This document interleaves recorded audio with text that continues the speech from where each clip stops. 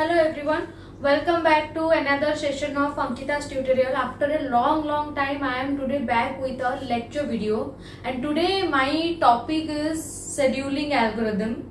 Already I have uploaded a video in detail about scheduling algorithm, what is scheduling algorithm, how scheduling algorithm works, how many types of scheduling algorithm are there.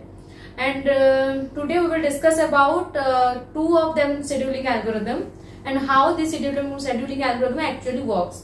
But before starting this video, as I am uploading this video after a long time, so it's very important for me that you please do subscribe my channel so that I will reach to a wider audience. And if you are if you are new to my channel, then do not forget to subscribe my channel, like my channel and share this video as much as possible, so that the students, those who are belonging to particularly computer science background, this video will be really helpful for them. Now let's get started. If you have remembered, scheduling, there is two type of scheduling algorithm, that is, one is your preemptive, another one is a non-preemptive. And today I have two algorithm from non-preemptive scheduling and one algorithm from preemptive scheduling. So my first algorithm is FCFS. So what is FCFS? My main motto is to discuss today how FCFS works, means how this algorithm works. That is, the FCFS stands for first come first serve basis. Okay, so in examination, even in GATE exam, NET exam, these questions are frequently coming. So here these are the given, what is given here: process number, arrival time, burst time you will be given. Then आपको क्या निकालना होगा? इसका completion time, TAT stands for turnaround time, WT stands for waiting time, and RT stands for response time. And what is given in the question? Criteria दिया गया है arrival time. Next one is a mode is non-preemptive scheduling में क्या होता है, मैंने इसको detail already video डाला है, फिर भी मैं थोड़ा बोल देती हूँ. नॉन प्रिएम्प्टिव शेड्यूलिंग में ये होता है, कोई भी प्रोसेस अगर रेडी स्टेट में हो, अगर वो प्रोसेस रनिंग स्टेट में जाना चाहता है, मतलब सीपीयू में जाना चाहता है, अगर जो प्रोसेस सीपीयू अगर उसको एग्जीक्यूट कर रहा है, that process will execute entirely according to the burst time.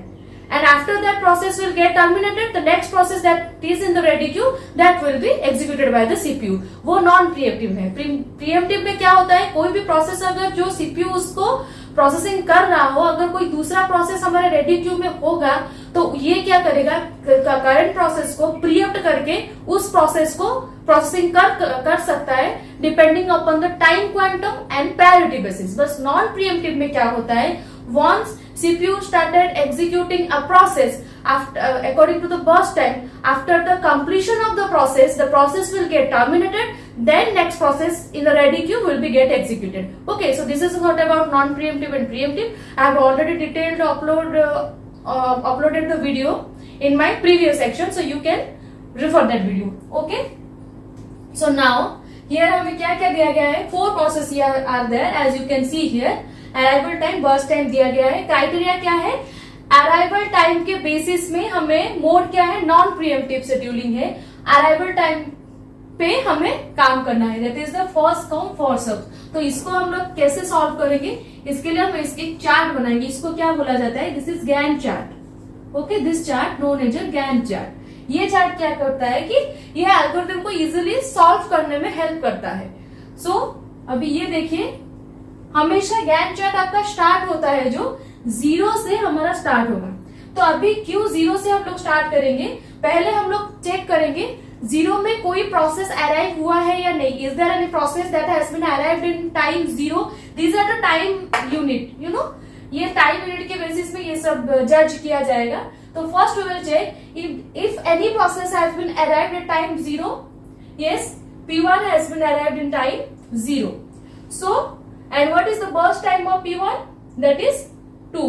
Criteria क्या दिया गया है, अराइवल टाइम. सो जो प्रोसेस का अराइवल टाइम जितना शॉर्ट है, उस प्रोसेस को हम लोग एग्जीक्यूट करेंगे. तो यहाँ पे सबसे शॉर्ट प्रोसेस कौन सा है, P1 है, जिसका टाइम है कितना, 0 में, मतलब 0 में ऑलरेडी P1 आ चुका है. तो हम लोग P1 को पहले एग्जीक्यूट करेंगे, क्योंकि 0 से पहले तो कुछ और वो नहीं है. तो 0 में जो प्रोसेस एग्जीक्यूट करेगा, and it will take 2 unit of burst time. So that is 0 + 2 = 2. Now अभी क्या हुआ, P1 का काम खत्म हो गया, ये प्रोसेस एग्जीक्यूशन इसका कंप्लीट हो गया. Next Now we will see after getting execution of P1 has terminated. Next part is P2. P2 has after P1 which is shortest arrival time. P2 has shortest arrival time and the arrival time is 1. Means from 0 to 2 already P2 आ गया है. P2 कहाँ पर है? वो ready queue में है.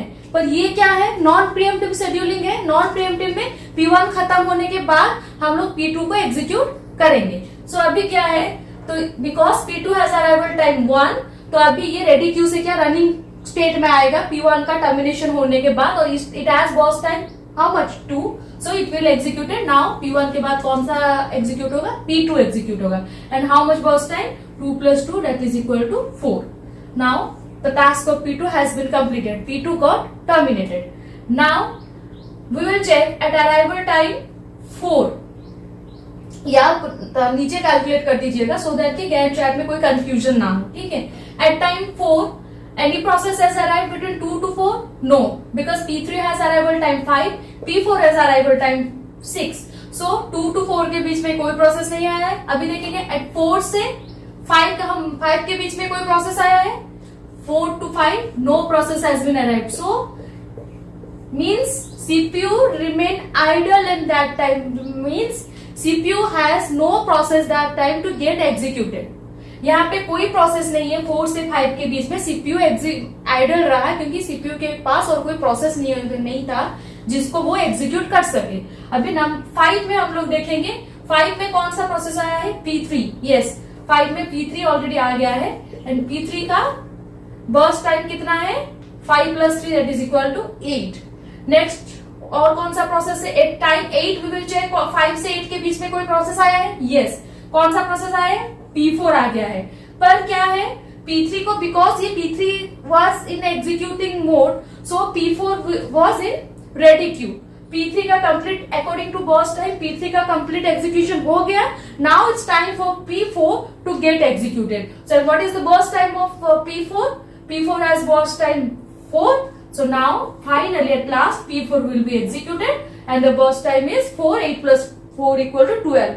So at time 12 you can say all the process that is P1, P2, P3, P4 get executed. अगर आपको क्वेश्चन आएगा ऐसे कुछ चार्ट दिया जाएगा और उसको पूछा जाएगा कितने टाइम में ये सारे प्रोसेस एग्जीक्यूट हो गए हैं, तो आपको कैलकुलेशन करके ये जो लास्ट वाला जो टाइम क्वांटम आपका मिला है उस टाइम के हिसाब से, मतलब क्या है 0 to 12 के बीच में आपका P1, P2, P3, P4 execute हो गया. So what is the high maximum amount of time? That is 12. Okay. Now we will check what is the completion time. Completion time का क्या होता है? मतलब बर्स्ट टाइम मतलब क्या होता है? आपका time duration, exact time duration, कितना टाइम एक प्रोसेस को एग्जीक्यूट होने के लिए कितना टाइम क्वांटम उसका एक्सेस किया गया है, उस टाइम क्वांटम के बेसिस पे वो पूरा एग्जीक्यूशन होगा. That is the burst time, और you can say that is the time duration. Now what is the completion time? अभी एग्जीक्यूशन होने के बाद कब वो कंप्लीटेड हुआ, मतलब कब ए प्रोसेस गेट टर्मिनेटेड, कब वो सीपीयू से एग्जिट लिया. That is the completion time. तो you will check how you will calculate completion time. You will check this subscript. So what is the right hand side subscript? Always remember right hand side subscript के value को आपको check करना है, उसको आपको completion time में डालना है. ओके, बिकॉज P1 0 में आ गया और बर्स्ट टाइम 2 के अकॉर्डिंग वो हो गया एग्जीक्यूशन, उसके बाद वो टर्मिनेट हो गया. तो कंप्लीशन टाइम मतलब क्या? वो एग्जिट जब लिया तो 2 में एग्जिट लिया, तो that is the completion time 2 P1. अभी P2 का एग्जिट टाइम कितना है? That is the 4. How much? P3 का एग्जिट टाइम कितना है? That is 8. क्योंकि 4 से 5 के बीच में CPU has no process to get executed because CPU remain idle. So P3 का कंप्लीशन टाइम कितना है? That is 8. And what is the P4? P4 का कंप्लीशन टाइम कितना है? That is 12. Now we will calculate what is the turn around time. अभी turn around time का formula क्या है? completion time minus arrival time. If you will simply keep that in your mind, then कब वो entry किया, कब वो exit लिया, कब वो एंट्री किया, that is the turn around time. मतलब टोटल टाइम वो कितना टाइम वो एक प्रोसेस रहता है पूरा रेडी क्यू से लेके रनिंग क्यू के प्रोसेस में. तो that is the completion time minus arrival time. So what is the completion time of P1? That is the 2. And what is the arrival time? 0. That is the 2 minus 2, 0. What is the completion time of P4? 4. Arrival time 1. 4 minus 1, 3. completion time 8, 5, that is the 8 minus 5, that is equal to 3, 12 minus 6, that is equal to 6. This is the turnaround time. Next is your waiting time. Waiting time का formula क्या है? Turnaround time minus burst time. Means waiting time, एक process कितना time तक wait किया, मतलब कितना useful time उसका था, पर how much time it has to wait to get executed inside the CPU. That is your waiting time. कितना यूजफुल टाइम था, पर उसके हिसाब से उसका बर्स्ट टाइम कितना यूजफुल टाइम था, पर उसको कितने देर तक सीपीयू में रहना पड़ा. That is your waiting time. Simply यहाँ पे देखिए, जब यहाँ पे 0 से 2 के बीच P1 जब आ गया था 0 में, उसके बाद हम लोगों ने P1 को according to burst time execute कर लिया. उसी के बीच में P2 ऑलरेडी आ गया था, because it has arrival time 1. सो ये समहाउ 0 से 2 के बीच में ही रहा. इसका मतलब क्या है? P1 का एग्जीक्यूशन पूरा खत्म होने के तक P2 रेडी क्यू में रहा. मतलब क्या है? वो वेटिंग स्टेट में रहा. Okay, so that is the waiting time. That is how can you calculate waiting time? That is from turnaround time minus burst time. So let's see what is the turnaround time of P1. P1 का turnaround time 2 है, burst time कितना है? 2 है. 2 minus 2 0. Turnaround time 3, burst time 1. That is 2. Sorry, that is 1. Turnaround time 3. That is process P3 का burst time 3. That is 0. What is the turnaround time of P4? 6. Burst time 4. That is 6 minus 4 equal to 2. Now what is response time? अभी ये देखिए, हम लोग ये पे non preemptive scheduling के ऊपर काम कर रहे हैं. तो नॉन प्रीएम्प्टिव शेड्यूलिंग में जो भी शेड्यूलिंग का जो एल्गोरिथम आता है, उसका रिस्पॉन्स टाइम ना ऑलवेज वो इक्वल होता है, वेटिंग टाइम के बराबर होता है. अभी इसका देखिए, मैं रिस्पॉन्स टाइम निकालती हूँ. What is the response time? क्या है रिस्पॉन्स टाइम? ये है कि when a process for first time get a CPU minus burst time. CPU को एक प्रोसेस कब सीपीयू से मिला, मतलब आप ये देखिए, I would like to make a little bit correction. Response time is the when a process got the CPU for first time minus arrival time. That is not minus burst time, that is minus arrival time. CPU को कब process मिला, उसके बाद वो कब पहुंचा था, बस CPU उसको कब रिस्पॉन्ड किया. That is the response time. So देखिए, CPU को in that case you have to check this left hand side subscripts. Just keep it in your mind.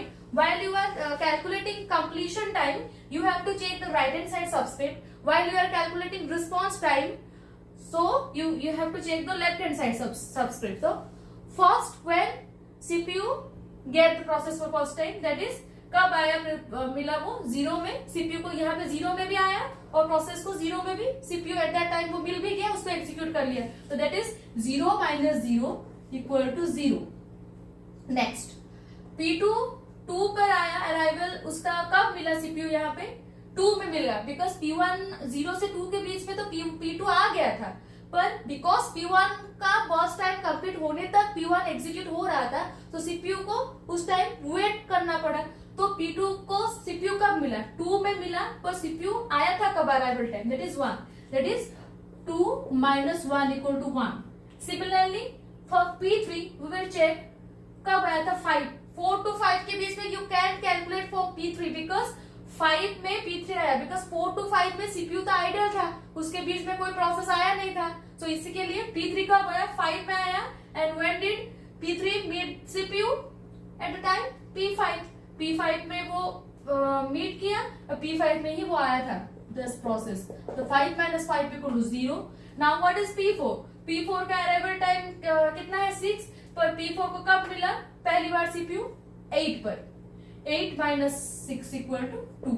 So as I told you, you can see here, response time जो होता है ना, ये almost waiting time और response time same होता है जब in case of non preemptive scheduling. Because क्या होता है ना, सीपीयू एक प्रोसेस को पूरा अकॉर्डिंग टू इसका बर्स्ट टाइम वो एग्जीक्यूट करता है. बट प्रीएम्प्टिव शेड्यूलिंग में जब आप वो एल्गोरिथम का कैलकुलेशन करोगे, तब क्या होगा, यहाँ पे रिस्पॉन्स टाइम आपका डिफर करेगा, क्योंकि जब भी सीपीयू क्या करेगा, वो प्रीएम्प्ट करके और एक प्रोसेस को वो एग्जीक्यूट कर सकता है. तो उस चक्कर में रिस्पॉन्स टाइम आपका हमेशा डिफर करता है प्रीएम्प्टिव में. बस just keep in your mind while you are working in non preemptive scheduling, the response time value, waiting time value same ही आता है. सो आपको रिस्पॉन्स टाइम की वैल्यू कैलकुलेट करने की भी बार बार जरूरत नहीं है. तो वेटिंग टाइम का जो वैल्यू है, उस वैल्यू को आप डायरेक्ट रिस्पॉन्स टाइम में पुट कर सकते हो.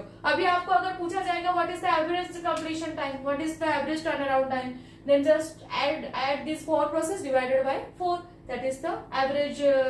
सबका जैसे कि एवरेज आपको निकालना है. Okay, this is all about FCFS, that is the first come first serve. Okay, my next is your SJF, that is the shortest job first. Let's see that.